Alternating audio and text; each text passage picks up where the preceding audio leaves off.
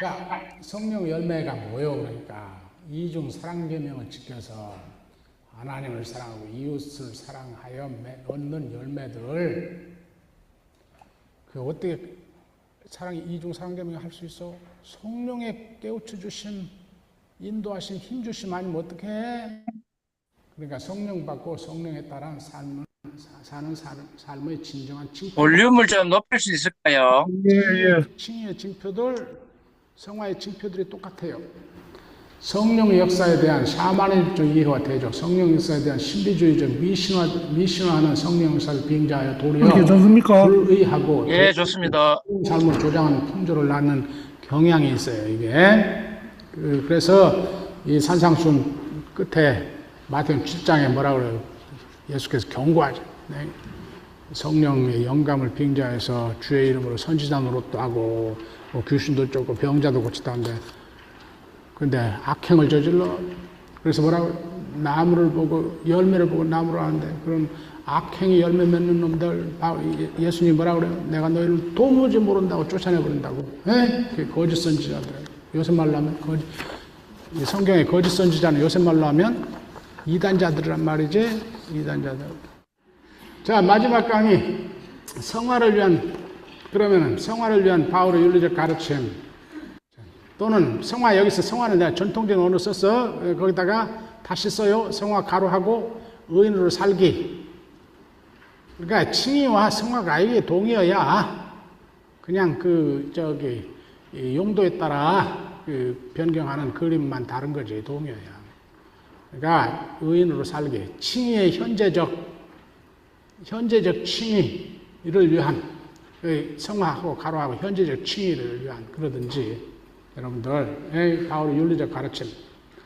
여기서 내가 살펴보려는 게 한 두 가지예요. 하나는 제가 데살로니가전서 주석을 쓰다 보니까 5장 12절에서 24절 거기에 여러분들 잘 아는 항상 기뻐하라, 범사에 쉬지 말고 기도하라, 범사에 감사하라 이렇게 단문장식으로 나오는 권면들 있지. 이건 어떤 주석가는 기관총식 권면, 따따따따따 기관총식 권면이라고 그래. 단문장식. 그런데 놀랍게 이게 빌립보서 4장 2절 9절에 있는 권면들과 똑같아. 무슨 그러니까 거기 내가 짝을 지어놨잖아요. 항상 기뻐하라. 빌립보서 4장에서 주 안에서 항상 기뻐하라. 네. 데살로니가전서 5장 17절 쉬지 말고 기도하라. 빌립보서 4장 6절. 모든 것에 기도와 청원 기도로 너희들의 바를 것을 하나님께 알려라. 데살로니가서 5장 18절 범사에 감사하라. 빌립보서 4장 이 범사에 기도하되 그리고 청원 기도하되 무엇을 하라? 4장 6절 감사함으로 하라요. 감사. 그리고 어떻게 해라? 데살로니가전서 5장 14절 15절 이 모든 사람에게 오래 참으라. 관용하라. 빌립보 4장 5절 모든 사람에게 너희 관용을 알게 하라. 언제까지? 빌립보 4장 5절 주께서 가까우시니까. 어디 써 있어? 데살로니가 4장 13절 5장 11절까지 그 부분이 굉장히 확대됐어. 데살로니가 전서에서는. 네? 주께서 가까우시니. 그러면 어쩐다? 데살로니가 5장 23절 평강의 하나님이 너희를 지킨다. 어디서 해서? 빌립보서 4장 7절 9절 두 번 반복돼 있어. 이게 빌립보에서의 중요하구나. 평강의 하나님 강조가. 그래서 두 번 반복돼. 주께서 가까우시다는 게 중요하구나. 그러니까 데살로니가서 이것을 4장 13절에서 5장 11절까지 길게 확대했구나. 내용은 똑같아. 근데 어느 서신에 어떤 부분이 더 확대되고 어떤 부분이 약간 줄여나오고. 그러니까 바울이 기본적으로 같은 윤리적 권면, 기본적으로 기독교 생활은 이래야 된다는 바울의 윤리적 가르침, 어느 교회나 가르치는 게 있었는데 그 교회의 사정에 맞춰서 어디는 데살로니가 교회에서는 이 주의 종말에 대해서 불안해하니까 그것에 대해서 길게 가르쳐. 빌립보서는 지금 외압에 핍박도 있는데 내분이 있어가지고 평화가 중요해. 그래서 평화에 대한 강조. 한마음 되는 것을 강조하고 있구나. 그래서 데살로니가전서 5장 15절에 악을 악으로 갚지 말고 모든 사람에게 선을 베풀라. 이게 빌립보서 4장 8절 9절에서 더 확대되어 나타나. 똑같은 게. 네? 그러면 데살로니가 5장 23절 하나님께서 너희의 영과 혼과 몸을 지키시리라. 빌립보서 4장 7절 9절 하나님의 평강이 너희들의 마음과 심장과 마음을 지키시리라. 데살로니가전서 5장 14절 믿음이 약한 자들을 위안하라. 빌립보서 4장 걱정하지 말아라. 자, 놀랍게 똑같아. 근데 로마서 12장 9절 20절 보니까 거기도 똑같아. 거기도 똑같아. 그래서 거기 쭉 써놨어요. 쭉 써놨어요. 거기 자세히 안 보겠는데 한번 보세요. 집에 가서. 그래서 그런데 로마서에서는 특별히 강조하는 게 로마 12장 14절 21절에 3번씩 반복해서 겸손하라, 복수하지 말라, 원수까지도 사랑하라, 그래야 이 모든 사람들과 평화롭게 지내라. 요게 3번씩 반복되어 있어요. 요게. 그리고 이 가르침을 특별히 로마 정권에 적용한 것이 그 유명한 로마서 13장 1절에서 7절까지예요. 복수하지 말라, 원수까지 사랑하라, 모든 화평하게 살라. 요 가르침. 이건 뭘 말해요? 그러니까 요 부분이 빌립보서나 데살로니가서도 있는데 요 부분이 특별히 로마서에서 3번, 4번씩 되풀이되면서 특별히 또 정권에 대해 적용되는 크게 확대돼. 아까 데살로니가 전서에서 종말론 가르침이 크게 확대. 빌립보서에서는 주께서 가까우시나 딱 한마디만 나오고. 그런데 데살로니가 전서에서 4장 13절에서 5장 11절까지 길게 확대돼. 그 사람들이 종말론에 대해서 불안해하니까. 그런데 그 관점에서 똑같은 문제를 보세요. 로마서 12장과 13장의 본면들을 분석해 보니까 데살로니가 전서나 빌립보서의 말미에 있는 윤리적 권면과 똑같은데 로마서에서는 뭐가 확대되어 있어? 종말론이 확대된 것도 아니고 이 서로 한마음 되고 평화 이루라는 빌립보서에 확대된 것도 아니고 무엇이? 어찌든지 겸손하고 어찌든지 몸 낮추고 어찌든지 원수 갚지 말고 보복하려 말고 원수까지 도리어 사랑하고 원수를 위해서 기도하고 특별히 정권에 또 거기 대항하지 말라. 하나님께서 그 정권에 칼 준 거 그 의도가 있다고 생각하고 순종하고 그 정권에 순종하고 그 세금 정확히 내고 세금 지금 저항 운동이 일어나고 있는데 로마에서 너희들 거기 동조하지 말아라. 지금 왜 바울이 이 부분을 강조해서 로마서에서는 역사적인 정황이 로마서 언제쯤 쓰였어요? 한 56년쯤 쓰였어요. 56년 봄에. 지금 팔레스타인에서 열혈당 운동이 막 불같이 일어나고 있어. 그래서 불과 10년 내에 유대전쟁으로 폭발할 거예요. 거기에 그리스도인들이 지금 동조할까봐 그러는 거예요. 그래서 근데 거기에 또 로마에서 이 세금에 대한 저항이 혹독한 세리들의 가혹한 징세 정책. 내가 그리스도와 가이사에서 다 썼어요. 한번 자세히 읽어보세요. 그러니까 이 세금 저항하고 정권의 이 열혈당식으로 저항을 해서 할까봐 바울이 지금 절대로 너희들 지금 이 이제 콩만하게 시작하는 교회가 로마 정부와 대항해 싸우다가 완전히 멸절될 것을 걱정해서 지금 바울이 그 부분을 굉장히 확대하는 거예요. 자, 그래서 이 가르침을 로마의 통치자들에 대한 태도에 적용한다. 그리고 나서 로마 13장 8절 10절에 이 주제에 대한 가르침을 확대하여 강조하고 적용한 후에 이웃사랑의 주제를 다룬다. 사랑의 계명에 대한 가르침으로 절정을 이루어요. 그래서 예수의 가르침을 반영하여 예수의 이중 사랑 계명을 반영하여 이웃사랑의 계명을 지킴이 율법을 완성함이라 결론한다. 로마 13장 11절 14절. 그리고 나서야 주의 임박한 재림에 대한 가르침을 상기시켜. 밤이 깊었고 어떻게? 그래서 이제 종말이 가까웠다 그래요. 네? 그러면서 은혜로 믿음으로 의인된 신자들은 이 세상의 악과 음행의 풍조를 따르지 말고 그리스도를 덧입어, 이때는 덧입어야, 덕입어가 아니고 이때는 덧입어야 해요. 의로운 삶을 하여야 함을 가르침으로써 즉 의인으로서의 삶에 대한 가르침 전체의 요약이요 논지인 12장 1절 2절과 숨이 쌍관을 이루는 권면을 함으로써 윤리장의 제1부 12장 13장을 마친다. 그리고 14, 15장은 윤리장의 제2부로서 모든 사람들하고 화평하게 지내는 삶을 교회 내 어떤 이슈에 대해 이견을 가지고 대립하는 경우에 적용을 해요. 여기서는 음식 가림과 절기 지킴에 대해서, 그러니까 여기 모든 사람하고 화평하게 살라 이걸 계속 되풀이했다고.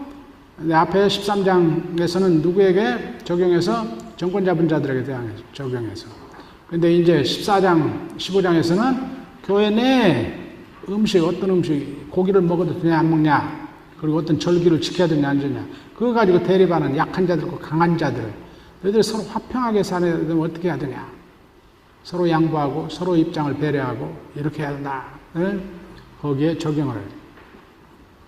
자, 그래서 바울의 이 기본적으로 의인으로서의 삶에 대한 가르침을 가지고 모든 교회들에 함께 가르쳤음. 그러나 그때그때 그 청중들의 필요에 따라 이 부분을 확대하기도 하고 저 부분을 확대하기도 하고 이렇게 우리에게 큰 교훈을 준다 그 말이에요. 지금 현재 의인으로 살기, 거룩한 하나님의 백성 살기에. 자, 근데 그 중에 가장 중요한 게 이중 사랑계명이다. 하나님 그리스도의 법, 그리스도의 법에 집중을 했다. 그리고 음식 가리기, 절기 등 지키기 이런 것들은 아디아포라의 문제, 아디아포라 문제란 말은 지켜도 그만, 안 지켜도 그만의 문제. 이런 것에 있어서는 그리스도인이 자유함. 그래서 율법주의를 반대해요, 바울. 내가 이것은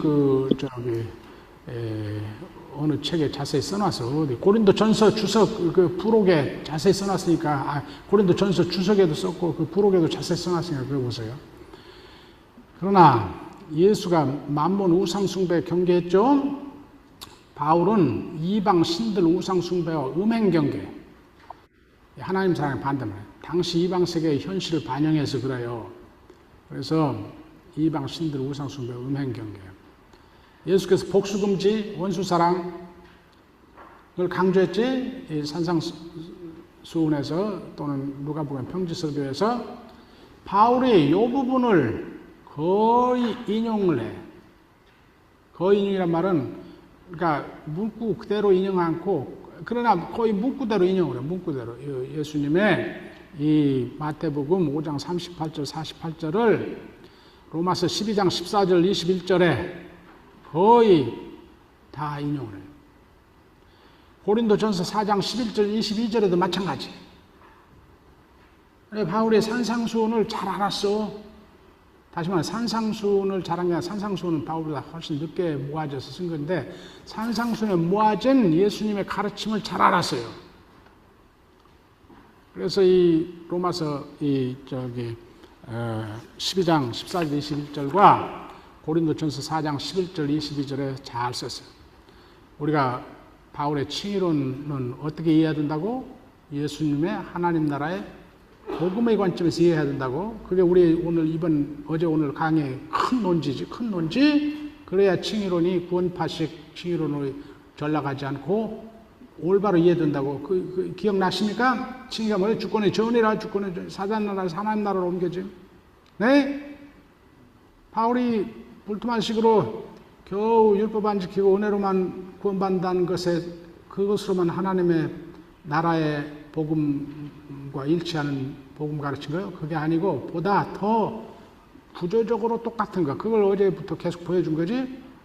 그러니까 그건 뭘 전제? 바울이 예수의 하나님 나라 복음을 잘 알았다 소리야. 잘 알았다 소리. 근데 뭘로도 증거돼? 그 하나님 나라 복음과 함께 가는 산상설교, 하나님 나라의 법, 하나님 나라의 산상수훈이 하나님 나라의 법. 뭘 바울이 직접 인용해. 여기 두 곳이나 로마서 12장 14절 21절, 고린도전 4장 11절 22절. 네? 바울 편지를 피상적으로 보면은 예수님 말씀 도무지 인용하는 것 같지도 않아. 알지도 않을 것 같지도 않은데 자세히 보면은 놀랍게 바울의 칭의복음과 예수님의 하나님 나라가 일치해요. 근데 윤리적 가르침도 놀랍게 일치해. 사랑의 이중계명에 집중하는 거예요. 그걸 그리스도의 법이라고 해요. 왜? 하나님 나라의 법이 하나님 나라. 근데 여기서 특별히 바울이 중요시한 게 저기 마가복음 10장 45절 말씀이야. 내가 놀랐어 이걸 보고. 이 마가복음 10장 45절 인자가 온 것은 섬김을 받으려 아니고 섬기려 그리고 자기 목숨을 많은 사람들을 위해서 대속물로 죽였다는 게 놀라운 예수님 말씀을 바울이 특히 귀히 여긴 예수의 말씀이다. 바울은 이 말씀을 여러 곳들에서 반영한다. 기독론적인 사용, 로마서 8장 31, 34절, 갈라디아서 1장 4절, 2장 20절, 골로새 3장 13절, 14절, 디모데전서 2장 6절, 디도서 2장 13절, 14절. 근데 디모데서 디도서는 내가 왜 비교하라 또는 참조하라 하냐면 이런 걸 소위 후기 바울 서신이라고 하니까. 그러나 바울 신학 유산이니까 그것도 중요해. 거기도 저기 마가복음 10장 45절에 거기 반영되어 있어. 근데 이 말씀을 기독론적으로만 사용하잖아요. 윤리적 모범을 위한 사용. 고린도전서 9장 19절, 10장 33절, 10장 33절은 고린도전서 10장 33절은 봐요. 먹든지 마시든지 하나님의 영광을 위해서 하라. 그게 뭐예요? 사랑의 이중계명의 첫 계명. 이 음식을 먹는가 안 먹는가 판정도 모세의 근거에서 하라. 사랑의 이중계명의 근거. 첫째, 이게 하나님 영광 돌리나 안 돌리나. 이게 하나님 사랑하는 길이냐, 이거 먹는 게 하나님 사랑하는 길이냐, 아니냐. 먹든지 마시든지 먹을까 마실까 이런 문제도 모세 근거에서 판정하라. 이중사랑계명. 첫째, 하나님 영광, 하나님 사랑, 관점. 둘째, 교회나 유대인들에게나 이방인들에게나 교회나 걸림돌 두지 말아라. 걸림돌 두지 말아라. 반면에 그들 모두에게 유익을 끼치는 일을 하라. 이웃사랑. 이웃에 해가 되는 일 하지 말아라. 도리어 이웃에 유익한 일. 자기 이익을 구하지 말고 많은 사람들의 이익을 위해서 구하라. 거기 10장 33절 누가 큰 소리 한번 읽어보세요. 그 10장 33절 한번 큰 소리 읽어봐요. 나와 같이 모든 때 모든 사람을 위하여 자신의 유익을 구하지 아니하고 많은 사람의 유익을 구하여 그들로 구원을 받게 하라. 예, 그 말을 지금 읽은 그 말, 나와 같이 나의 유익, 자기 유익을 구치 말고 많은 사람들의 유익을 구하고, 그래서 많은 사람들 섬겨서 그들의 구원을 얻게 하라. 그 말을 한 10번 읽으세요. 10번 읽어. 그러면서 예수님의 무슨 말씀이 떠오르는가 한번 생각해봐요. 무슨 말씀이 떠올라? 마가복음 10장 45절 인자가 자기 목숨을 자기 섬김받으라는 거야. 섬기러 와서 많은 섬기러 와서 거기 많은 사람들 자기 일 붙지 않고 많은 사람들이 자기 목숨을 많은 사람들 위해서 대속물을 줬어. 많은 사람들을 유익을 구하고 많은 사람들이 구원을 얻게 하고. 그 말 끝에 그러니까 먹는 문제, 마시는 문제 이런 모든 도덕적인 윤리적 판단의 문제는 무엇에 근거해서 살아? 이중 사랑의 계명에 근거해서 살아요. 하나님 영광, 그 다음에 이웃의 해코지 되는 게 해가 되는 게 아니고 이거 유월 거는 거 아니고. 근데 내가 그렇게 하니까 너희도 나를 본받으세요. 그런데 내가 그렇게 하는 것은 누구 본받기 때문에 33절 바로 뒷절이 뭐요? 11장 1절에 그리스도를 본받으라. 내가 그리스도를 본받듯이 너희도 그리스도를 본받으라. 그리스도에 뭘 본받으라 그래요? 마가복음 10장 45절 자기 유익을 구하지 않고 섬김을 받으려 하지 않고 섬기려 자기 목숨을 많은 사람들을 구원하기 위해서 대속의 제사로 내준 그 그리스도를 본받으라. 내가 본받으니까 너희는 나를 본받으라. 나를 본받음으로 그 그리스도를 본받으라. 놀라. 내가 놀랐어요. 이 대상을 쓰다 보니까 이 마가복음 10장 45절에 그리스도의 말씀을 예수의 말씀을 바울이 얼마나 많이 인용한 줄 몰라.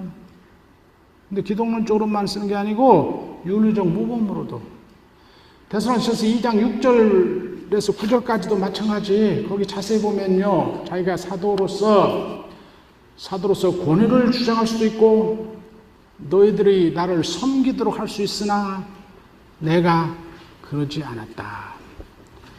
인자가 섬김을 받으라 해라 섬김을 하러 왔다 라는 말을 거기 쓰는 거예요. 거기 너희들의 유익을 위해서. 그래서 거기도 자세히 보면은 마가복음 10장 45절 말씀. 그래서 그리스도를 본받음, 자기 희생으로 이웃을 섬기서 그러한 마가복음 10장 45절에 말씀하시고 그것을 실행으로 십자가에 자기 몸을 대속물로 내어주신 그리스도를 본받음, 이미타티오 크리스티. 이게 의인의 삶의 이게 뭐예요? 이게 의인의 삶의 요체야. 이게 옛날 구원의 서정 언어로 말하는 성화의 요체. 성화의 요체가 뭐예요? 그리스도를 본받음. 그걸 예수의 언어로 말하면 나를 따름, 제자도. 제자도라는 게 뭐예요? 예수를 따라가는 거예요, 따라가는 거. 바울의 언어로 말하면 그리스도를 본받음. 예수의 언어로 말하면 제자가 된, 나를 따르는 자.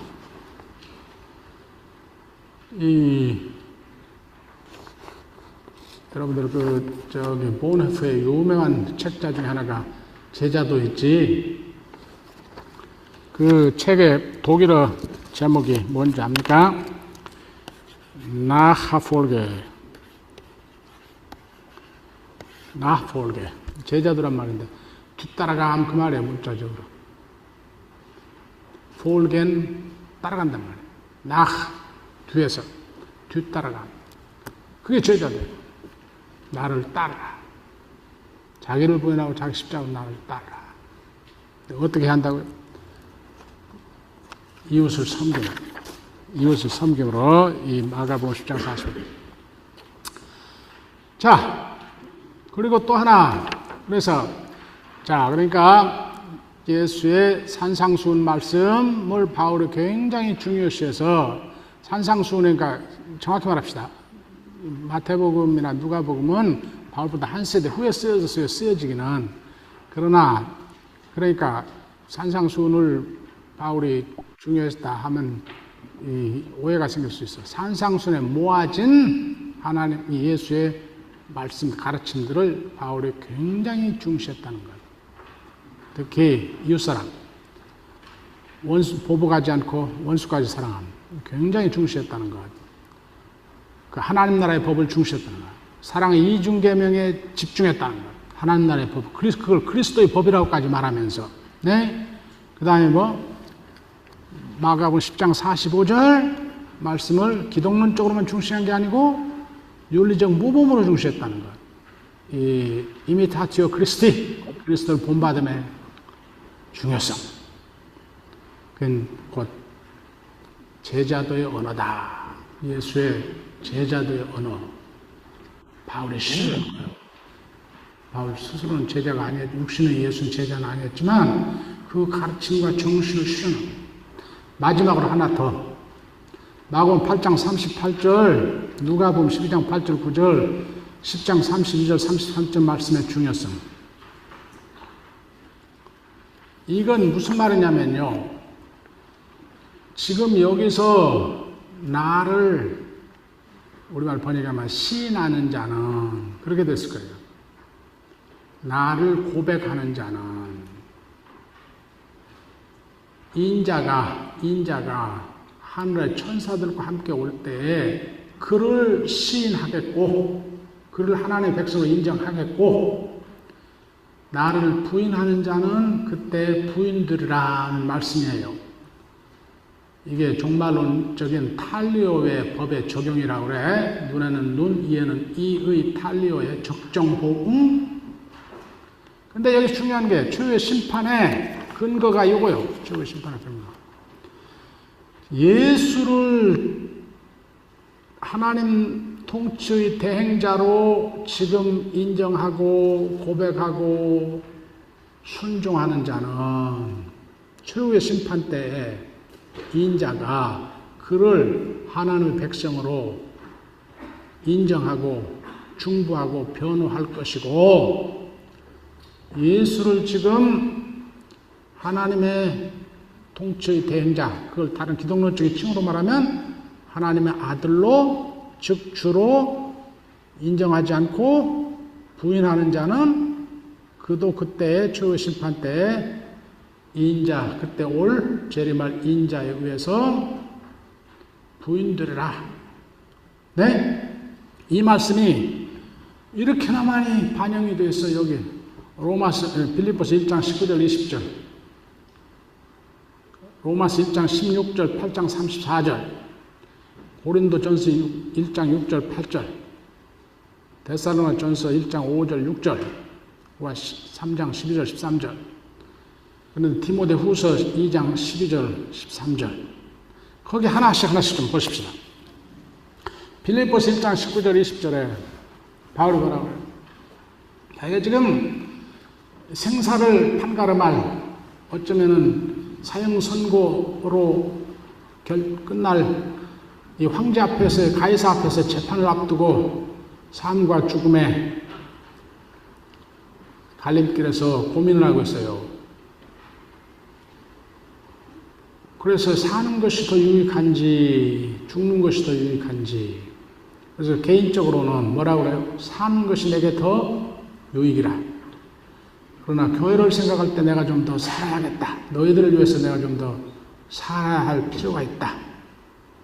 내가 이 둘 중에 어느 것을 택할지 모른다. 이렇게 고민하는 사람이지. 그런데 결국 살기로 결정을 해요. 살기를 바라고, 교회를 위해서. 이 고난의 삶이지만.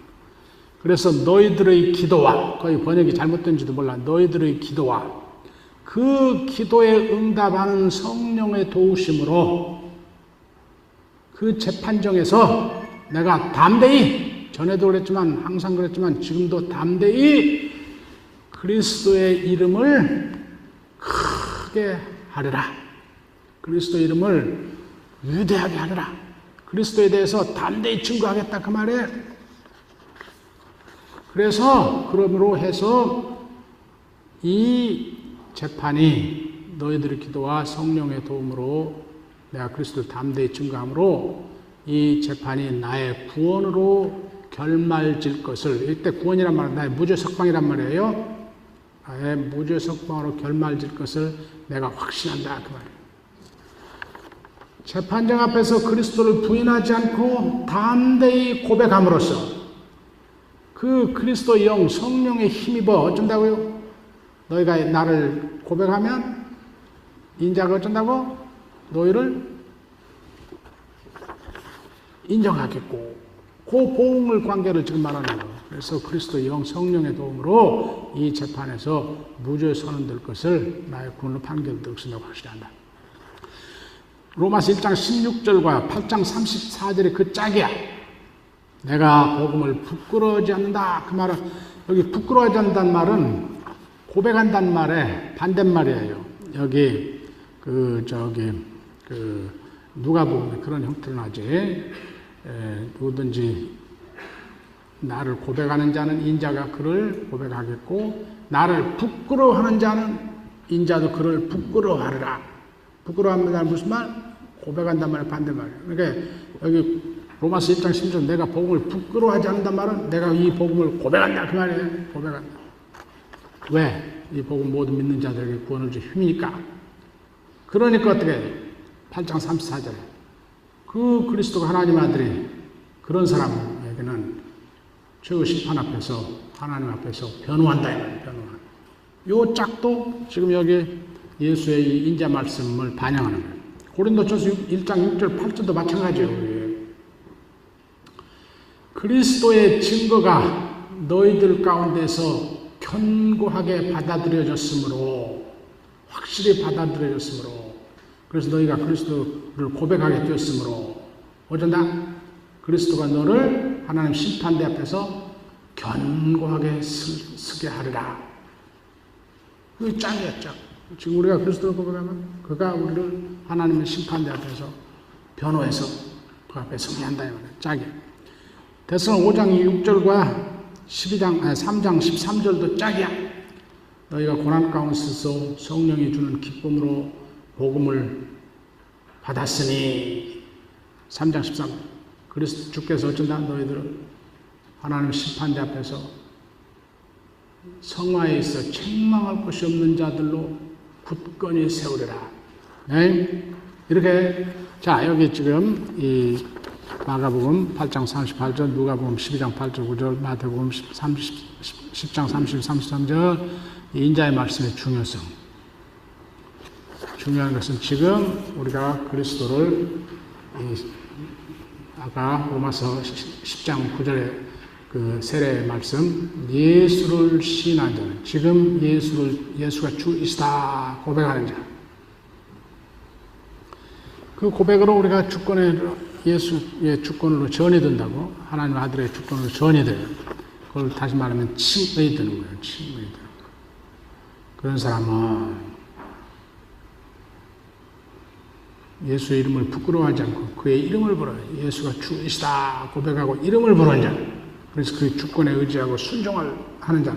그의 나라에 들어간 자. 그래서 그에게 서 있는 자. 그 주께서 최후 심판 때 그를 변호해서 자기 백성으로 확인해서 이 구원의 완성을 이루게 한다.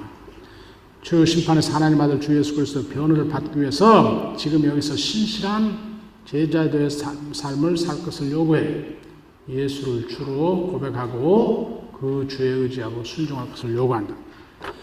자, 여러분들 고생 많이 하시네요. 결론은 바울의 하나님의 아들의 복음은 로마서 1장 2절 4절은 칭의의 복음과 같은 복음이고, 그것은 예수의 하나님 나라의 복음의 기독론적 구원론적 표현이다. 칭의를 근본적으로, 그러니까 하나님의 나라 또는 하나님의 아들의 나라로 이전된 주권의 전의 관점에서 이해해야 하고, 하나님 나라로 들어감, 곧 하나님 백성 되기, 하나님 나라 안에 서 있음, 하나님의 통치를 받으며 살기, 하나님 나라의 완성에 참여하기, 영생을 얻기의 구도로 이해해야 한다. 전통신학에서 말하는 성화는 신이 된 자들, 의인된 자들이 하나님의 아들 주 예수 그리스도 주권에 순종해서 사는 것, 즉 제자들의 삶의 관점에서 이해해야 한다. 성화를 칭의와 분리할 수 없는 것이다. 전통신학에서 말하는 성화 없는 칭의는 없다. 그 말에 지금까지 같이 공부하는 것이죠.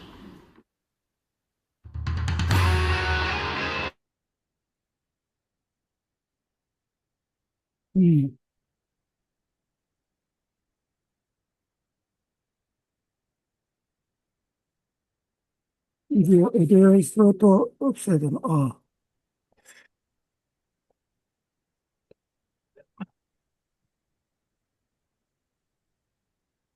아이고, 네, 잘 들으셨습니까? 예. 오늘 듣고 마지막으로 뭐 이렇게 좀 정리 겸해가지고 이야기를 하셨는데, 제가 보기에 총정리가 완전하게 됐는지 잘 모르겠어요. 뭐 전체적으로는 좀 된 것 같은데, 좀 더 세세한 부분들이 조금 좀 부족하다는 이런 좀 느낌이 좀 들긴 드는데, 제가 먼저 이정만 목사님한테 조금 여쭤보겠습니다. 여기 쓰신 책 가운데 기독교는 왜 도덕과 경건이 아닌 사랑인가 하는 이제 책을 쓰셨는데, 제가 써놓고 뭐 이제 읽어보려고 하는데, 이제 제목이 좀 더 흥미롭고 해가지고, 써가지고 네. 여기 내용하고 지금 김서영 교수가 이야기한 내용하고는 조금 서로 통하는 그런 이야기입니까? 어떻습니까? 그 김세인 교수가 지금 바울의 윤리적 가르침을 강의하셨는데요. 예, 예. 그게 이제 하나님 백성으로서의 삶 또는 제자도의 삶 이런 거를 설명하신 건데, 예, 예. 예, 성화를 위한 삶이다. 여기에 이제 저는 좀 문제가 있다고 보는데요. 아, 성화를 위한 삶이다. 그러니까 예, 이제 그 김세인 교수처럼 성화와 칭의가 구분이 없다. 음, 성화 없는 칭의는 없는 거다. 이렇게 하면 그 상당히 옳은 건데요. 현재 성화를 김세윤 교수처럼 기독교에서 이해하지 않고요. 현재 성화를 어떻게 이해하냐면, 원래 개혁주의는 칼빈은 기독교 강요에서 칭의와 성화가 동시에 일어난다고 그래요. 예, 그리고 이제 웨슬리는, 그러니까 이제 그 개혁주의 장로교는 칭의를 많이 강조하고요. 그 감리교는 그 성화를 강조합니다. 그래서 감리교는 성화 종교인데요. 음, 그 감리 웨슬리는 성화가 점진적으로 이루어진다 그래요. 그러니까 근데 이제 이 성화라고 하는 그 용어 자체가, 저는 그 기독교 다시서기, 그러니까 기독교는 왜 도덕과 경관이 아닌 사랑인가, 거기서 성화를 비판적으로 썼는데요. 제가 오늘 그 말씀을 좀 하겠습니다. 그 바울이 그 거룩이라고 우리 번역된 그 용어가 이제 하기오스인데요. 하기아스모스, 하기오스, 동사의 용은 하기오인데요. 그 데살로니가서 4장 7절에서 처음으로 사용하게 되는데, 거기서 하나님이 우리를 부르심은 부정한 사람으로 부르지 않고 거룩한 사람을 불렀다고 거룩으로 번역을 했어요. 근데 이 하기오스를 그 우리 개신교 성경은 보통 경건으로 많이 번역되어 있고요. 카톨릭은 거룩으로 번역되어 있습니다. 그러니까 지금 그 바울이 이 하기오스를 그 사용한 거는 우리 몸이 도덕적으로 더 완전한 인간으로 변해진다는 의미로 하기오스를 사용한 게 아니에요. 하나님 나라 백성으로 부르셨다는 의미로 구별된 사람으로 불렀다는 의미거든요. 그리고 그 로마서에서는 2번 나오는데요.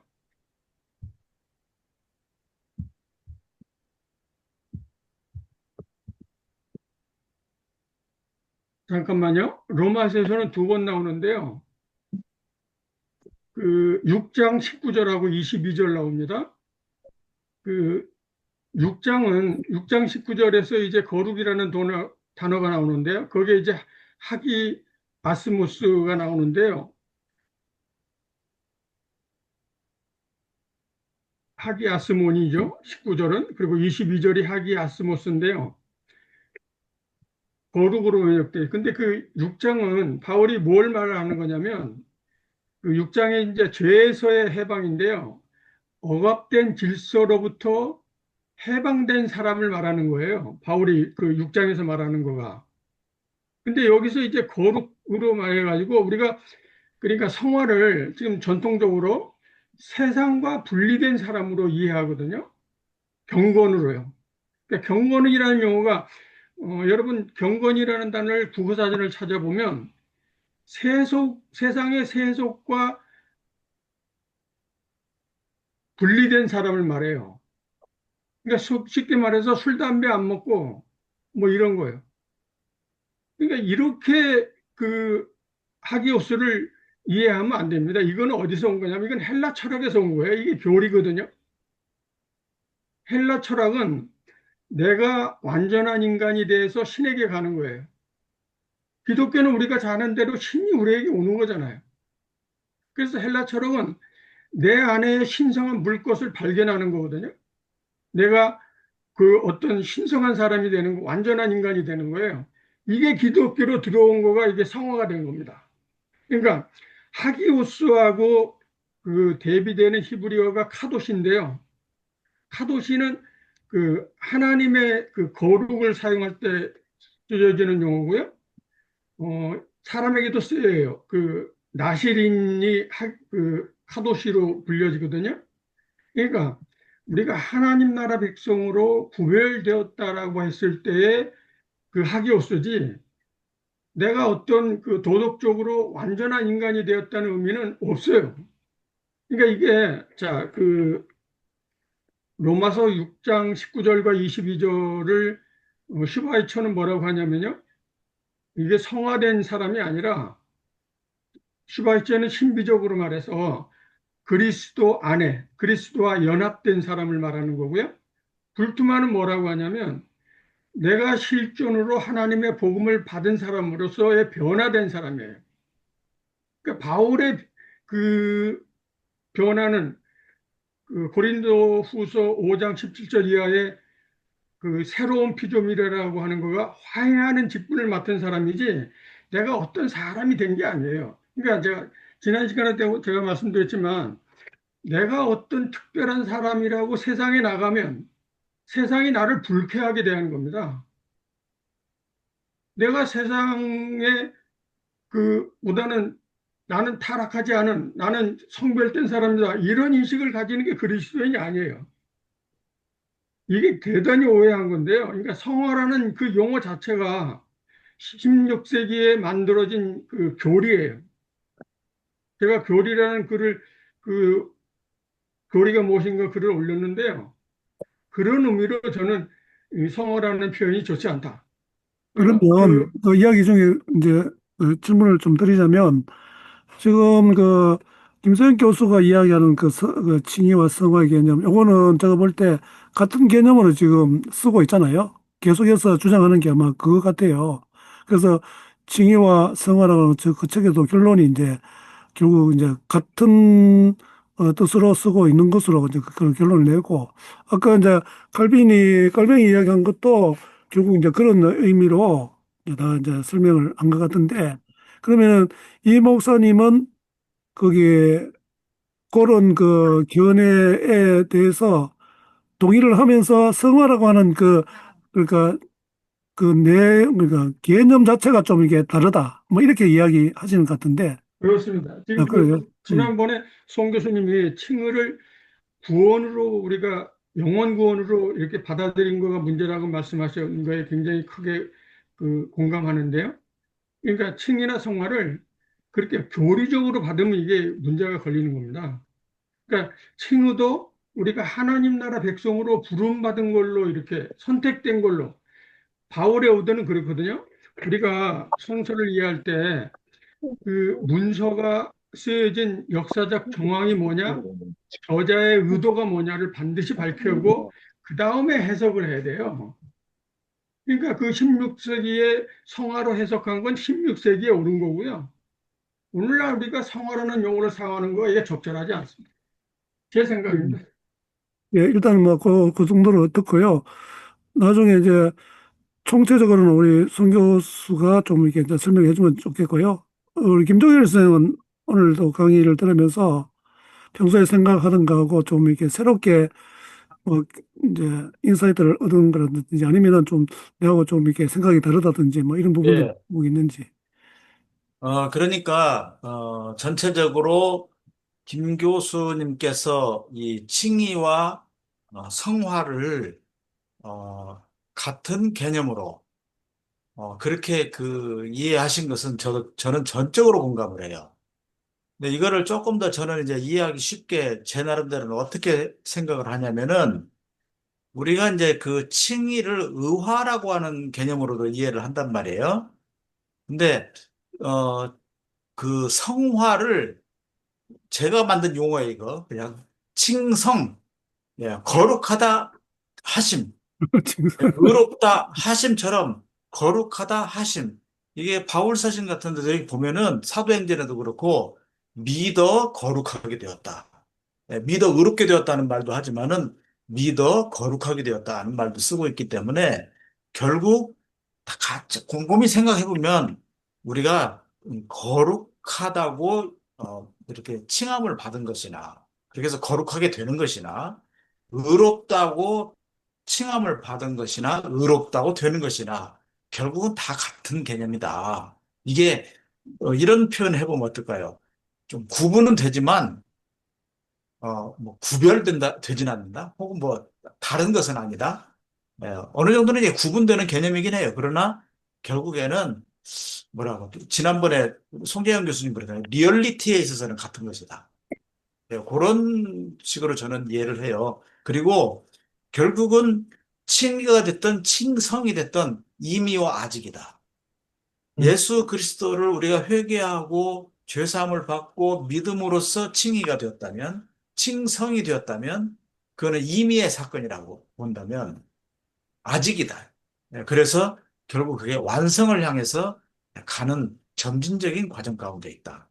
저는 그렇게 이해를 해봅니다. 근데 김 교수님께서 그 성화를 이제 그리스도의 이중계명의 실천, 이것과 이제 많이 연관을 시키는 것까지는 저는 이해는 돼요. 그런데 그것을 윤리 도덕적인 어떤 그러한 개념과 또 많이 괴를 같이 하는 것으로 보는 것은 조금은 아니다고 생각해요. 왜냐하면, 결국 이제 우리가 칭의나 칭성이 되면 혹은 의화가 되거나 성화가 되면 그것은 윤리적이고 도덕적인 것은 자연스럽게 따라오는 것 그런 한 요소라고 생각하고요.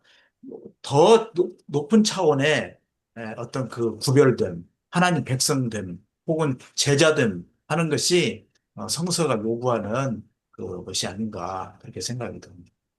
예, 방금 이야기한 그 윤리 문제, 나중에 또 이야기가 좀 더 진전이 되면 좋겠는데, 저는 이제 기독교를 그 윤리적이면서 윤리를 뛰어넘는다. 그래서 지금 저 김종일 그 선생님이 이야기한 거하고 근데 거의 비슷한 개념으로 나는 이제 이해를 하거든요.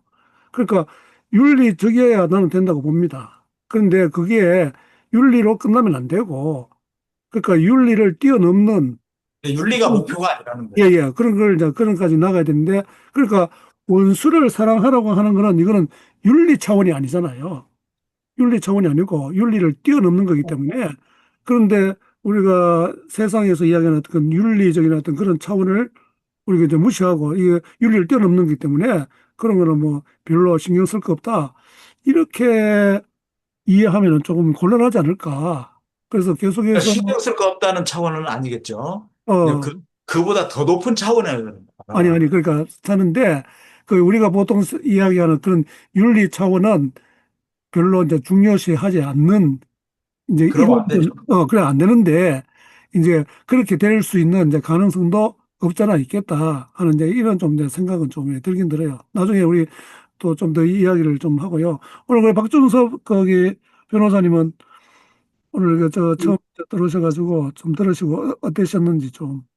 아마 앞에 강의를 들으시면서 토론했던 부분들하고 엮여 있을 것 같기도 한데, 궁극적으로 지금 그 아마 김세현 교수님은 이제 그 슈바이처가 말했던 구원 바울 신학의 가장 중심을 놓고 보는 게 그 그리스도와 함께 죽고 삶, 뭐 신비주의든 그게 그리스도의 참여든 그쪽에 있는 것이고, 이신득이는 부차적인 주제로 이해하고 계시기 때문에 그 결국은 이제 그 지금 켈빈주의라고 할까요? 거기에서 바라보는 이신 칭의라는 관점에 놓고 그 이 행위와 은혜의 개념들 또 칭의의 개념들과 성의의 개념들, 성화의 개념들을 설명하다 보니까 지금 켈빈주의적 관점하고 또 아까는 저도 오늘 처음 알았는데 켈빈이 처음부터 성화가 시작된다고 하는 관점 처음 알았는데 어쨌든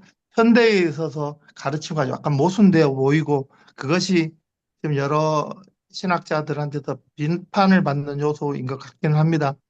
아까 설명 중에서도 나타났지만 결국 그리스도와 함께 죽고 함께 삶이 바울 신학의 중심으로 이해하고 그것을 바울이 본받고 있고 그것을 성도들이 그리스도와 함께 죽고 함께 삶을 통해서 그 이제 행위의 문제를 해소하려고 하는 것이고 하기 때문에 이제 그 칭의라는 것이 사실은 성화와 뭐 동일하게 볼 수도 있고 이 이제 종말론적 관점에서는 구원이라는 게 실체니까 뭐 종말론적 관점에서 볼 수도 있고 구원적 관점에서도 볼 수 있을 텐데 아까 우리 원장님 말씀하신 대로 올레디 난예 속에서 칭의는 이미 올레디에 불과한 수준이고 두렵고 떨림으로 완성해 나가야 되고 마지막까지 와서 그 의가 완성되는 것은 그 좀 동태적으로 볼 수 있을 것 같습니다.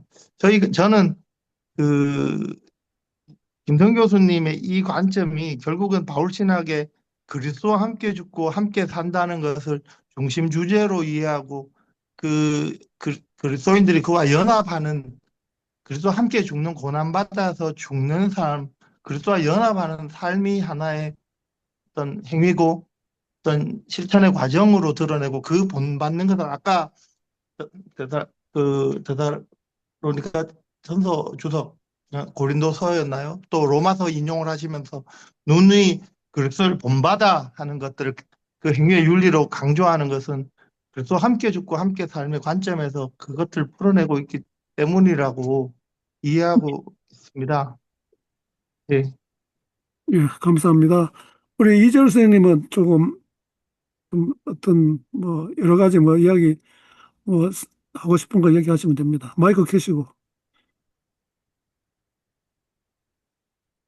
예. 오늘 김세윤 교수님이 아주 뭐 마지막 강의를 잘 하셨다 이런 생각이 들어요. 그러니까 이분은 뭐 칭의와 성화를 어, 동일시해서 조금 끊어지네요. 예? 아니, 잘 들리는데요? 잘 들려요? 예, 잘 들립니다. 예.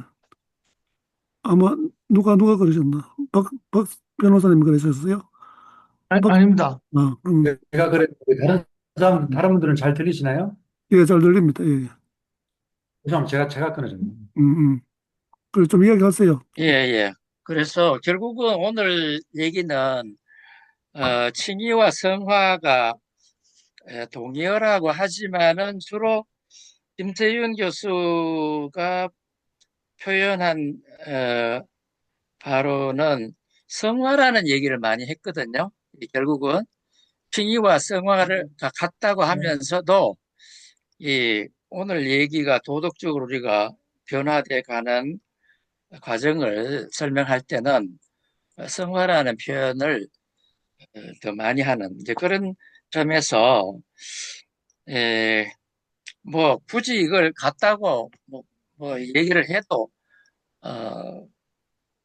뭐 크게 뭐 잘못했다 저도 이제 에, 그렇게 보지는 않는데 저는 사실 어, 우리가 앞에서 좀 본 그 루터적으로 저는 자꾸 보고 싶어요.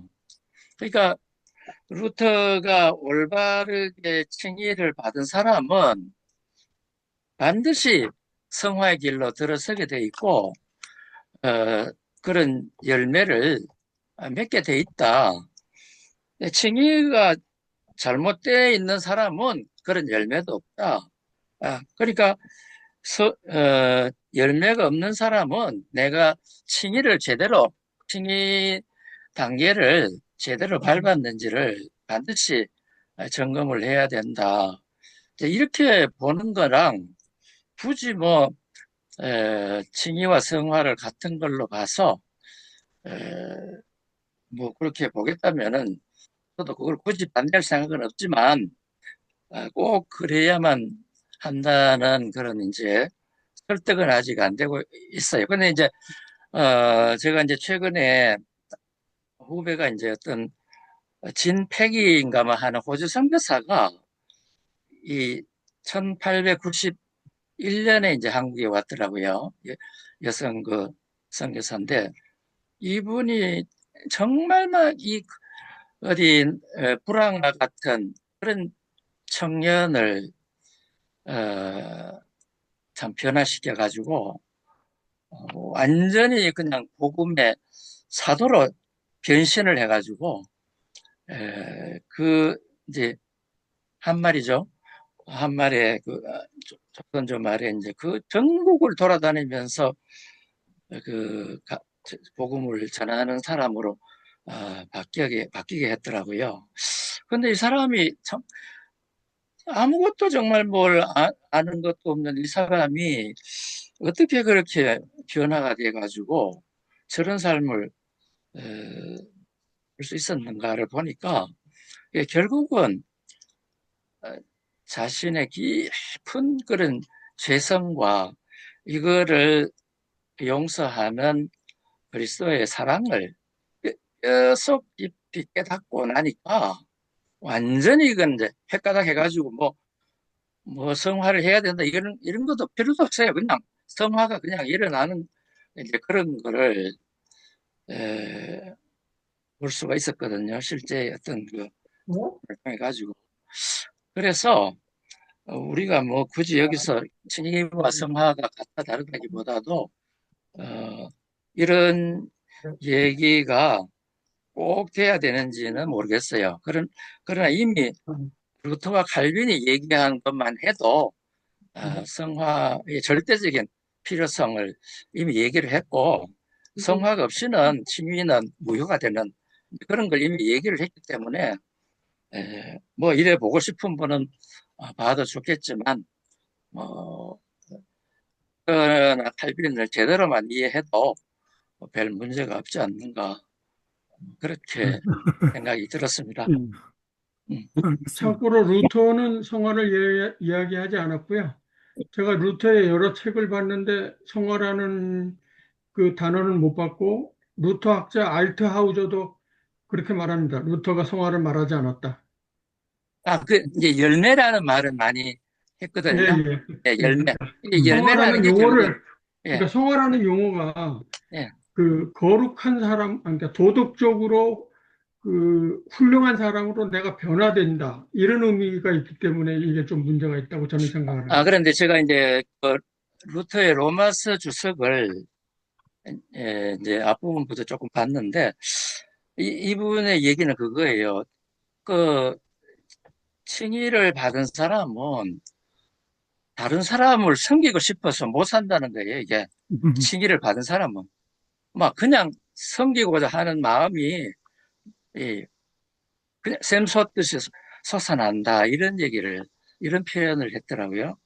그러니까 이게, 제가, 이야기 좀 그런데, 이생님 그 이야기를 들으니까, 언뜻 드는 생각이, 우리가, 이제, 김선 교수도 예수 그리스도의 어떤 그 신비적인 어떤 그 연합, 이런 좀 뉘앙스가 좀 있게 또 이제 설명을 했고, 그 다음에 슈바이처도 이제 그런 이야기를 했는데, 저는 볼 때, 우리가 이런 이제 교리적인 이런 것들 나름대로 잘 정리를 하고 하면은 나중에 이제 어 신앙이 좀 더 이제 확고하게 이제 쓰고 좀 남한테 설명도 잘 할 수가 있고 음 조금 더 뭔가 이렇게 어떤 틀이 있기 때문에 우리가 혹시 뭐 흔들리더라도 그런 것을 붙잡고 이렇게 이제 굳건하게 설 수 있는 그런 역할을 할 수 있겠다 이런 좀 생각은 해요. 하는데 제가 들으면서 드는 생각은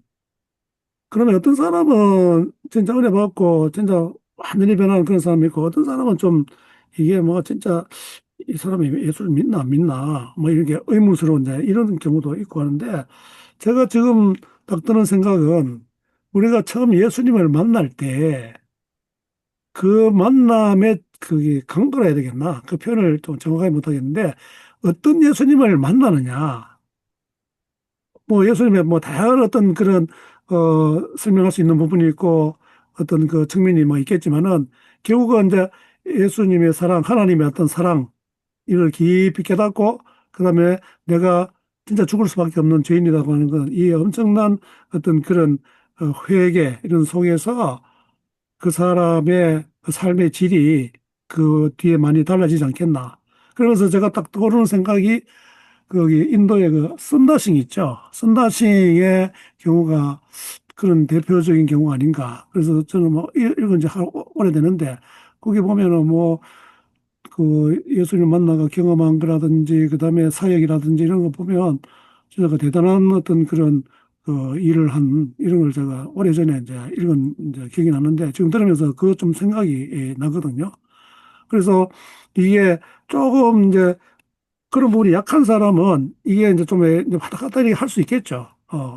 그러면서 차차차차 이제 신앙이 이제 성숙되어 가면서 하나님을 더 깊이 경험해 갈 때 그 신앙이 좀 확고하게 되어 가는 그렇게 결국은 이 하나님과의 어떤 관계가 어떠냐 이런 걸로 이제 설명을 해야 되지 이거 뭐 내 자신이 뭐 또 도덕적으로 뭐 이렇게 좀 이렇게 좀 괜찮아지고 뭐 노력하면은 좋은 일을 할 수 있고 이런 차원은 이제 기독교에서 이야기하는 것이 아니기 때문에 저는 오늘 들으면서 딱 그런 좀 인사이트가 좀 있었습니다.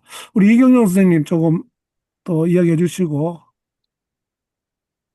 예, 너무 제가 이제 평신도 입장이다 보니까 이런저런 말씀드리기가 좀 어려운 점도 있긴 한데, 먼저 이제 오늘 그저 한번 김세훈 그 박사님의 그 강의를 저는 처음 들어보거든요. 음, 근데 깜짝 놀란 것이, 이건 죄송합니다. 이건 좀 오해하지 마시고 들어주십시오. 저랑 의견이 다를지라도 조금만 양해해 주시기 바랍니다. 아, 이거 옛날에 내가 교회 한참 열심히 할 때 이 풍사경에 가가지고 내가 이거 보는 거 아닌가 그런 생각이 첫 번째 들었고요. 두 번째는 그 어떤 강의를 하고 나면은 그 성도들 그 강의 청중들에게 이 내가 지금 이렇게 한 강의에 대해서 반대되는 의견이라든가 또는 또 다른 어떤 의문점이라든가 어떤 또 다른 좀 더 알고 싶은 것에 대한 질의응답 시간이 좀 있었는가? 물론 있었겠지만은 그것이 없이 어, 어떤 나는 이렇게 신학을 연구한 사람이니까 이렇게 알아들어라고 하는 어떤 단정적인 어떤 명령 어투가 이게 한국 신학의 그 한계구나. 그 권위에 복종시키게 하는 것이 음. 이건 두 번째 들었습니다. 그리고 그거는요, 제가 쭉 들어보시면은 그 질문을 그 현장에서 받는 게 아니고 이제 받아가지고 다음 시간에 또 설명해 주시고 또 예, 예. 몰랐는 것도 이게 이제 고쳐주시기도 하고 이래 합니다. 그래서 제가 볼 예, 때 예. 이게 뭐 한국의 신학의 어떤 뭐 모습이다 이렇게 이야기하시면 안 되고 왜냐하니까 김성희 예, 교수는 세계 한국이 아니고 세계적인 신학자이기 때문에 예, 조금 예. 달리 이해를 해야 될 것 같습니다. 예, 그다음에 이제 예, 예. 제가 이제 좀 이제 들으면서 이제 우리 목사님들과 함께 이제 이렇게 이제 그 의견 한번 들어보면서 제가 좀 이제 좀 한 가지 조금 좀 저는 계속 이런 의문을 좀 가지고 있거든요.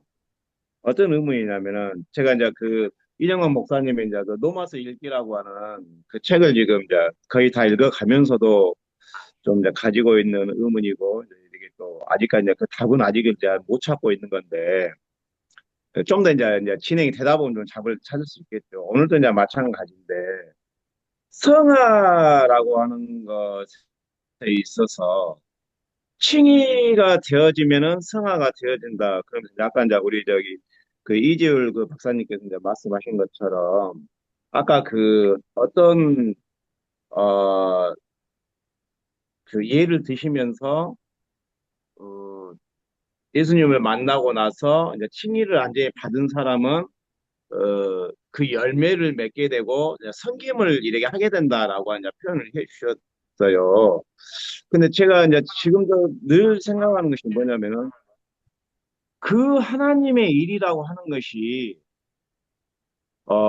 그리스도의 복음을 전하는 것도 하나이고 그 나머지 어떤 사람이 살아가면서 이게 자기가 실제적으로 삶을 위해서 또는 생계를 위해서 하는 일도 필요할 것인데 왜 거기에만 그렇게 이렇게 집중을 해서 이렇게 말씀들을 하실까라고 하는 것에 대한 물론 이제 거기 의문을 좀 가지고 있고 예, 거기에 대해서 지금도 제가 이제 가끔가다 이렇게 목회자님들하고 이렇게 이야기를 하다 보면은 많이 다투는 부분이고 아, 논쟁을 하는 그래요? 예, 부분이에요. 예. 그래서 이제 그런 그거는, 부분에 예, 예, 있어서 그거는 조금은 좀 답을 뭐, 한번 했으면 예, 좋겠습니다. 사실, 저 중요한 문제죠. 문제인데, 그거는 이제 우리가 이제 이분법적인 어떤 그런 생각을 가지다 보니까 이제 그런 게 결과가 이제 나왔다고 봅니다. 근데 요즘은 이제 그런 부분도 목사님들이 잘 가르치고 이제 하기 때문에 이제 좀 시간이 지나고 하면은 좀 그런 예를 들어 이 세상 일과 뭐 하나님의 일 이게 구분되는 게 아니잖아요. 그래서 그렇죠. 그거를 그거는 뭐 요즘은 뭐 그렇게 가르치는 목사들이 뭐 가끔은 있을 수는 있겠지만 네. 이제 거기에 잘못됐던 거 많이 또 이제 인식도 하고 해가지고 그런 거 많이 시정이 되고 있다고 이제 봅니다. 우리 이제 네. 이재울 여기는 목사님이 아니고 그냥 뭐 성도 집사입니다. 아, 이제 장로급 혹은 목사급 우리 이재울 네. 선생님 그래 하시면 됩니다. 우리 서정호 선생님은 좀 늦게 들어오셨는데 우리 송재현 교수 좀 이야기를 듣고 나중에 이제 우리 서 선생님 좀 이야기를 들으면 좋겠습니다. 예. 사실은 우 목사님께서 강의가 짧다고 그래서 그동안 뭐 했던 걸 좀 요약하면 어떻겠냐고 말씀하셨는데 시간이 많이 가서 물론 여기 들어오지 않으신 분들은 나중에 이걸 볼 수 있도록 녹화하고 있지만 그거는 좀 생략하기로 하고요. 지금 제가 오늘 관계에서 몇 가지만 좀 나누는 겁니다. 나누는 예, 건데 예. 김세현 교수님이 친이와 성화를 같다고 얘기하신 목적은 지난번에 제가 언급했듯이 그게 같냐 다르냐 구분이 되냐 안 되냐 이게 중요한 게 아니고요. 삶을 얘기할 수 있느냐 그 얘기를 하려는 거거든요. 이 독일 신학을 공부하시는 게 표가 나요. 아까 박 변호사님께서 아마 슈발제기를 하셨는데 오늘 그 슈발제기를 김sen 교수님 많이 하지 않았지만 슈발제가 그 예수님의 바울 사도의 중심 사상이 도대체 뭐냐? 중심 사상이 있느냐 없느냐? 있다면 뭐냐? 전통적으로는 이제 이신칭의를 중심으로 봤잖아요. 개혁 신학자들이. 그런데 이제 독일권에서 슈바이처를 필두로 해서 질문 던진 게 믿음으로 이렇게 되었으면 윤리가 없잖아요. 윤리가 나올 구석이 없다는 거예요. 이제 그들의 논리 속에는. 그래서 바울 중심 사상이 그보다 더 큰 그리스도와의 연합이다. 연합에서 의와 구원과 윤리가 나올 수 있다는 거죠.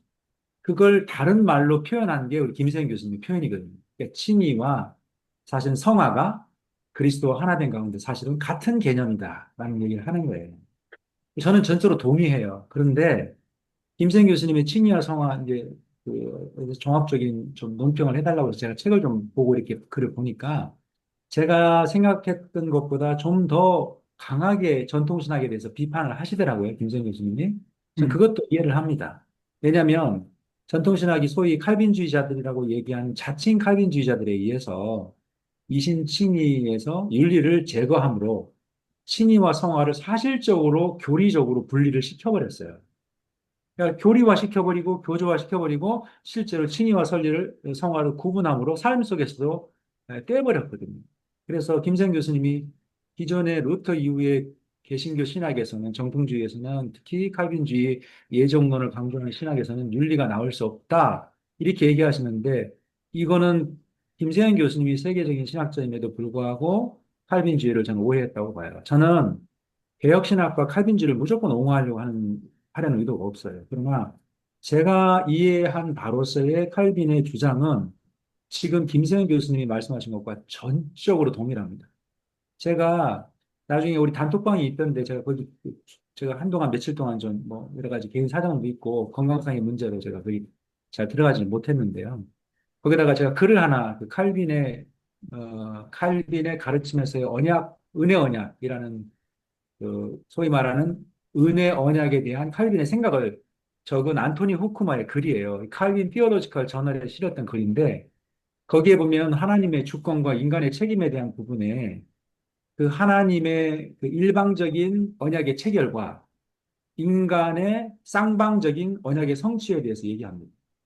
그러니까 하나님의 무조건적이고 받을 가치가 없는 우리와 은혜의 언약을 맺으시지만 그 다음에 일단 언약이 체결되고 난 다음에는 의무와 순종을 요구하신다. 그것이 성취에 있어서 필수적이다. 이렇게 후크마가 칼빈의 기독교 강의와 저서들을 인용해서 글을 적습니다.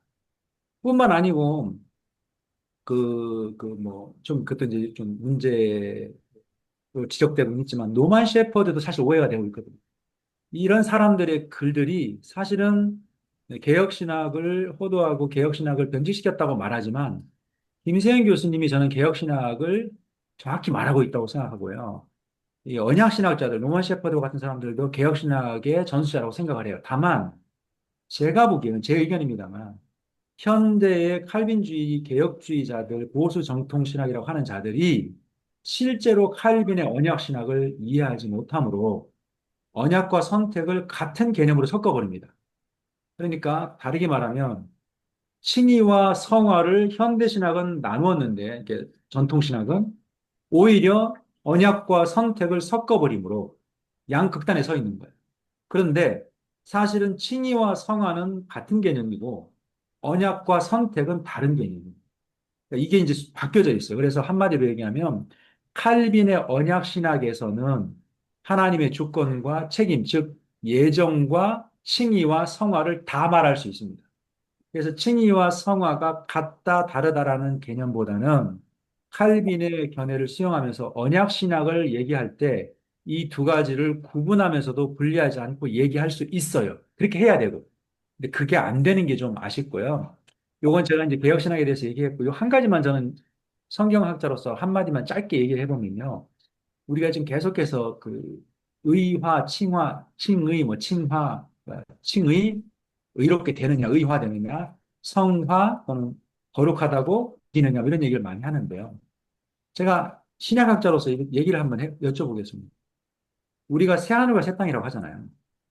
근데 진짜 새하늘과 새 땅일까요? 그대로 그 땅일까요? 그대로 그 땅에 살지만 실제로 새하늘과 새 땅에 살고 있다고 얘기하거든요. 예수님께서 만물을 새롭게 하셨다. 성경은 그리스도 안에서 만물이 새롭게 되었다고 이미 선언을 합니다. 우리는 성경대로 말하면 새로운 피조물이 되었죠. 제가 질문하고 싶어요. 새로운 피조물로 여겨집니까? 새로운 피조물이 됐습니다. 다시 질문해보면 우리가 거듭난 것으로 여겨지나요? 거듭났나요? 이건 실존의 문제예요. 우리는 거듭났거든요. 실존적으로 바뀌어졌고 거듭남으로 새로운 피조물로 창조물로 바뀌어졌습니다. 이걸 좀 다르게 얘기하면 성령을 받았으니까 성령 받은 것으로 여겨집니다. 그러니까 우리가 존재가 또 다른 말로 얘기하면 생명을 받았을까요? 생명 받은 것으로 여겨질까요? 전부 다 실제 1번이 받았습니다. 다 정답입니다. 1번이. 그런데 성경은 이렇게 말합니다. 죽도록 충성하라 생명의 면류관을 주리라. 생명의 면류관은 가장 기본적인 메타포예요. 의의 면류관, 생명의 면류관, 생명과 의를 말하죠. 그러니까 생명 자체가 죽도록 충성하는 자에게 주어집니다. 성경은 그렇게 말해요. 그런 의미에서 생명은 아직 안 받았다고도 성경은 분명히 얘기를 해요. 이걸 그대로 받아들이는 게 중요해요. 성경의 용어를 성경의 표현대로 그대로 받아들이는 게 좋습니다. 우리가 의의 전수를 얘기하는데요. 전가를. 우리가 세간점 특히 톰 나이트 같은 경우 의의 전가를 부인합니다. 저는 거기에 대해서 동의하지 않는데요. 그렇게 말하는 이유는 의를 전가하다 보니까 결국 우리가 할 의의가 없어지는 거예요. 쉽게 말하면 김세현 교수가 그렇게 말하는 새 율법, 그리스도의 법을 똑바로 지키며 살지 않아도 예수 그리스도의 완벽한 의가 전가됐기 때문에 의에 있어서는 우리는 완전한 의를 이룬 것이 됩니다. 이 법정적으로. 이걸 부인하려는 거거든요. 그렇다면 제가 다시 질문할게요.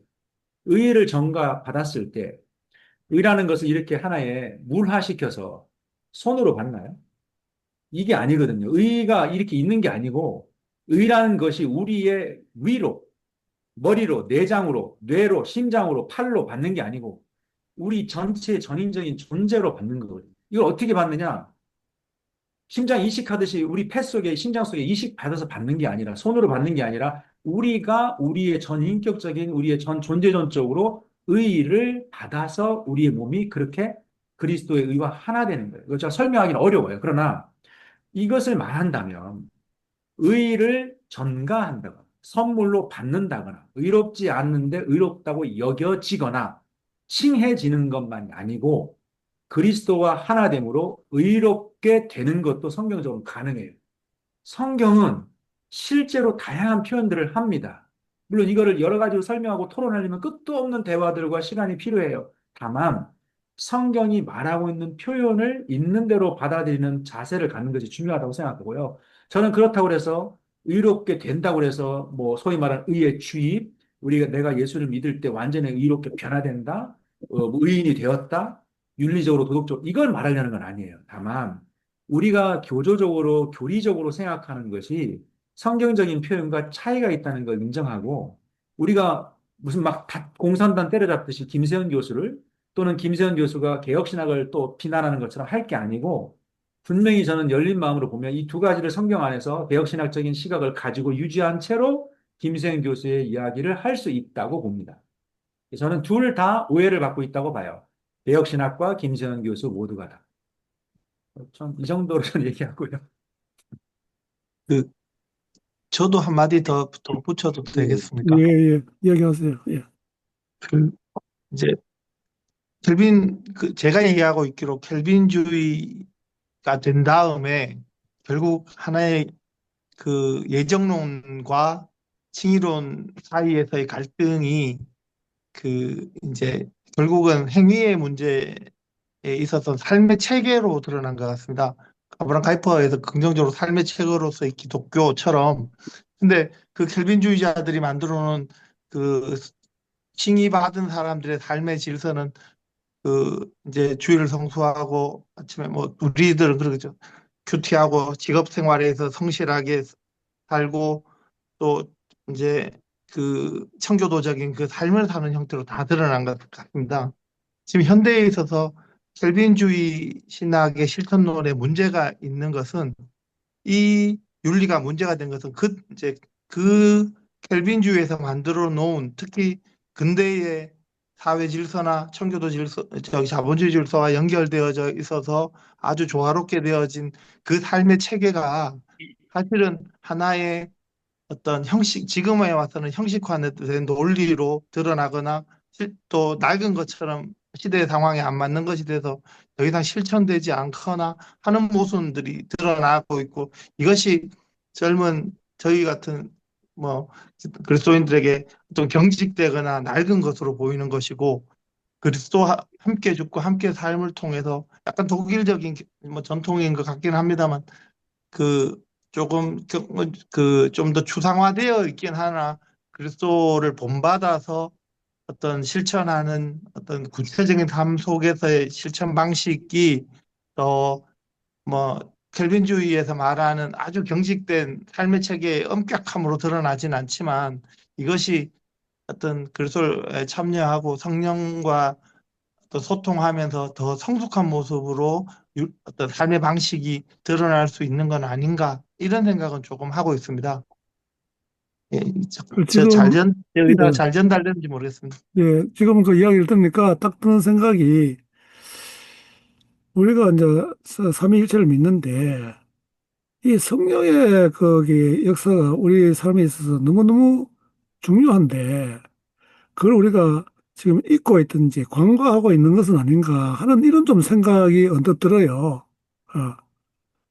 그러니까 그러면 지금 계속해서 뭐 성화되어가는 이제 그런 과정에 있다.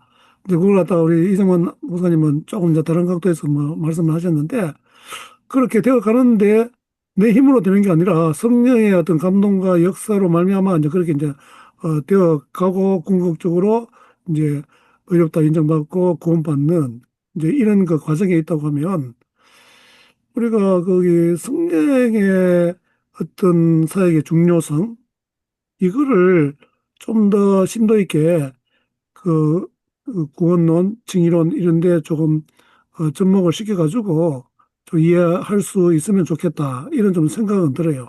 이미 그런 부분에 대해서 많이 연구도 하고 그렇게 뭐 되어 있을 건데 그러니까 결국은 이제 그리스도와 연합되어 있다고 하는 이제 그 너무나 이게 중요한 그런 개념인데 그런 부분에 대해서 우리가 조금 어느 정도 알고는 있지만 그런 것을 교회에서 또 많이 안 가르치다 보니까 그런 걸 좀 잘 모르기도 하고 좀 소홀히 하고 있는 것이 아닌가 이런 좀 생각이 언뜻 들어요.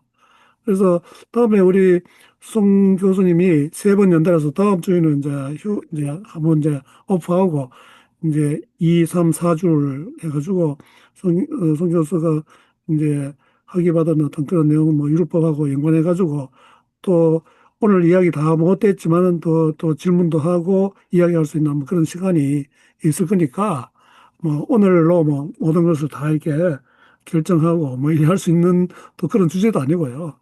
그래서 그건 좀 벌써 1시간 반이 이제 됐는데 그 이정만 목사님 또 들어보시면서 좀 이야기하고 싶은 조금 이런 부분을 뭐 내가 이래 이야기했는데 좀 오해하고 있다든지 아니면은 또 들으시면서 조금 뭐 더 추가해서 말씀하시고 싶은 게 있습니까? 아니, 송 교수님이 그 언약과 칭의를 이렇게 묶어서 하면 안 된다. 근데 제임스 더는 칭의를 언약으로 이해를 하더라고요. 그렇게 풀었더라고요. 아니, 근데 언약과 선택이요. 언약과 선택을, 그러니까 언약과 선택을 그러니까 그러니까 선택이 이제 칭의가 바울의 의도는요, 교수님, 바울의 의도는 이제 칭의라고 하는 게 그건 루터의 해석이고 16세기의 루터 해석이고 바울이 3장 28절에서 그 말씀을 기록한 의도는 이스라엘 백성은 혈통으로 선택을 받았지만 이제는 믿음으로 선택을 받는다는 의미거든요, 그게. 그 글의 의미를 우리가 그렇게 봐야 됩니다, 일단. 그게 하나님의 선택을 말한 거예요. 그러니까 칭의가 선택이라고 하는 게 제임스 던의 주장이거든요. 그래서 그 선택이 언약이라고 던은 주장하더라고요. 그러니까 선택과 언약을 구분해야 된다고 이렇게 하는 건 이제 송 교수님의 다음 강의에서 좀 추가적으로 좀 들었으면 근데 좋겠고요. 제가 다음 강의는 그 얘기를 하진 않고요. 예, 제가 하여튼 생각하는 선택은, 저는 너무 교리화된 오해하실까봐, 거에 상당히 불만입니다. 그러니까 지금 아까 이제 의의 전가도 송 교수님 말씀하셨는데 그 성서에 없는 루터의 신학이잖아요. 그러니까 루터의 신학이 교리가 된 건데 그거 500년 전에 그 사람이 한 걸 우리가 지금도 똑같이 따라해야 되는 그게 그런 논리가 어디가 있어요? 왜 그럽니까? 칼빈이 말한 거, 루터가 말한 거, 그걸 우리가 왜 따라가야 하는지 난 도무지 이해가 안 갑니다. 그 점에 대해서는 제가 한 말씀 드린다면요. 뭐 칼뱅이 됐든 슈바이저가 됐든 뭐 불트만이 됐든 얼마나 그 성서가 말하고자 하는 그 괴를 같이 하느냐가 중요한 것 같아요. 그러니까 아무리 지금 현대 신학자가 무슨 말을 했어도 성서와 괴를 같이 하지 않으면은 그거는 이제 우리가 받아들일 수 없는 것처럼 루터나 칼뱅도 성서와 괴를 같이 하는 어떤 그러한 탁월한 해석을 했으면 받아들이는 거고 성서와 동떨어진 어떤 이상한 해석을 했으면은 또 받아들일 필요가 없다. 저는 이제 그렇게도 생각을 해보긴 예, 좋은 해요. 말씀인데 네.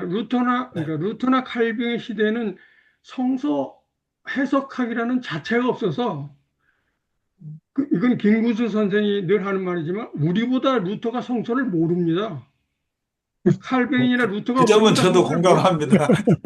우리보다 몰라요. 네. 얼마나 모르냐? 30%도 안 됩니다. 우리 실력에. 이건 굉장히 심각한 거예요. 그러니까 그냥 그거는 그 시대의 신학입니다.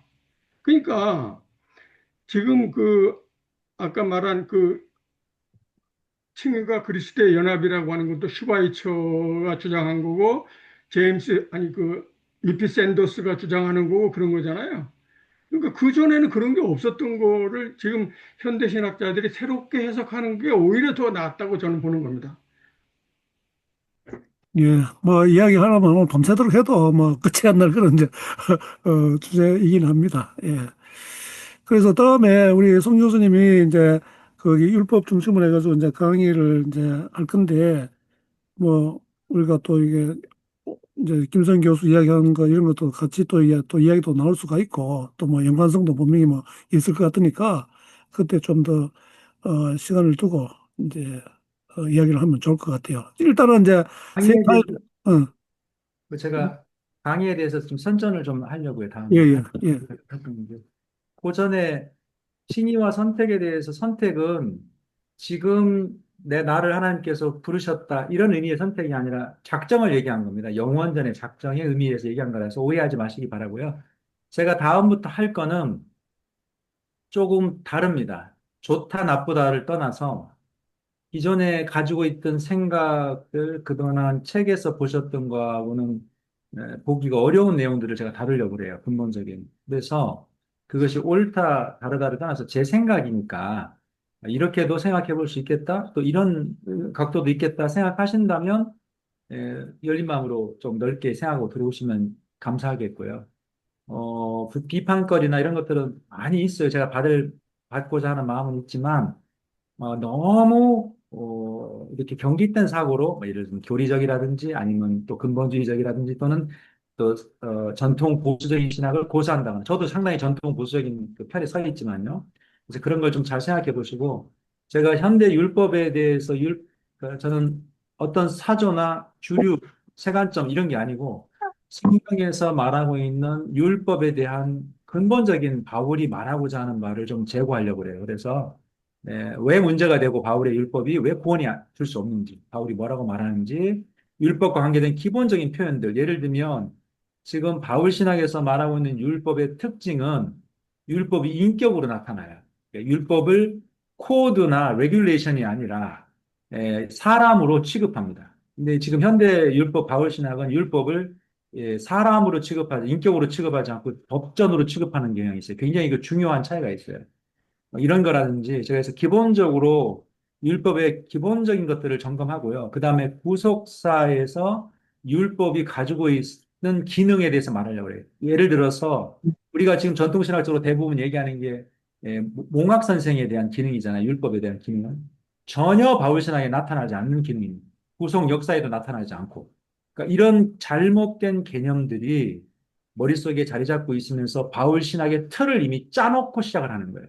그런 게 성경적으로 지지받지 않는다는 얘기를 하려고 하는 거니까 제가 조금 약을 팔려는 이유는 대단히 하이 퀄리티는 아닙니다. 그리고 세계적인 학자는 아니에요, 저는. 저는 실제적으로 제 자신을 볼 때 그 정도로 생각하지 않습니다. 다만 우리가 세계적인 학자가 돼야 성경 본문을 바로 볼 수 있는 게 아니에요. 지금 이 목사님께서 말씀하셨듯이 우리가 대단한 어떠한 것을 가져야만이 성경을 읽을 수 있는 게 아니라 성경을 성경적 방식으로 충분히 읽어낼 수 있습니다. 저는 그게 솔라 스크립투라의 기본적인 뜻이라고 생각하고요.